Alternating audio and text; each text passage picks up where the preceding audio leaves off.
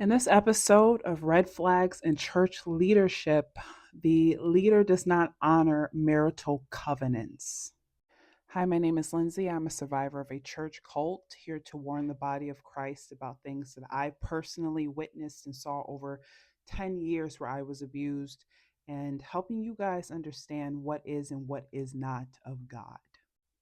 I was given permission to share this back when I was in the church, which is a cult. Myself and this other man, we were both, well, I was in a relationship with a man who is now my ex fiance. He was single, I was single. But the other man was in a situationship, is what I'll call it, because he was still married, planning to get divorced, but not divorced. And he was in a situationship with a single woman. Now, here's the thing: any pastor who believes in Jesus Christ, who follows the scriptures, would never encourage their members, especially since the woman was in a place of leadership, right? Would never encourage its members to be seeing anyone, linked up with anybody, courting anyone who was still married, even if they are separated. But not at the place that I attended.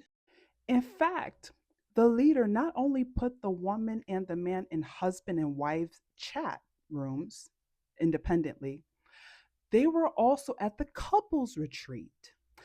And it gets worse. The leader even prophesies that she sees them having kids together and all of this other stuff. But not once did the leader rebuke them in love and say, "Sweetheart, that's a married man. I have no vision. I have no prophecy. I have no entertainment. You cannot come to the couples retreat. I will not put you in a wives chat. I will not put you, sir, in the husband's chat, because he's still, in the sight of God, married."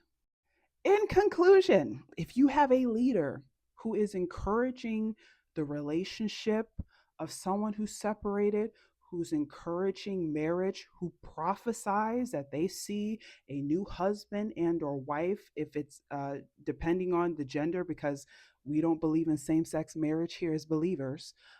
If they are doing that, that is not of God. If they're prophesying that they see, they're lying on God, they're liars, they're false prophets, false teachers, because God is not going to show you a new wife if you're a husband, or a new husband if you're a wife, to someone who you are separated from. Until you get legally divorced, you are still married to that person, and you are in trouble with God if you call yourself dating with somebody else and you are not legally disconnected from this person. There is nothing you separated people will ever be able to say to God on the day of judgment, that your pastor said it was okay because you're separated.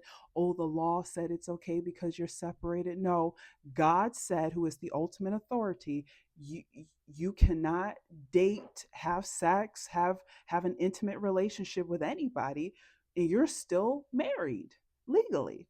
Bottom line, y'all get out of these dead churches before you put yourself in a situation where you wind up in hell.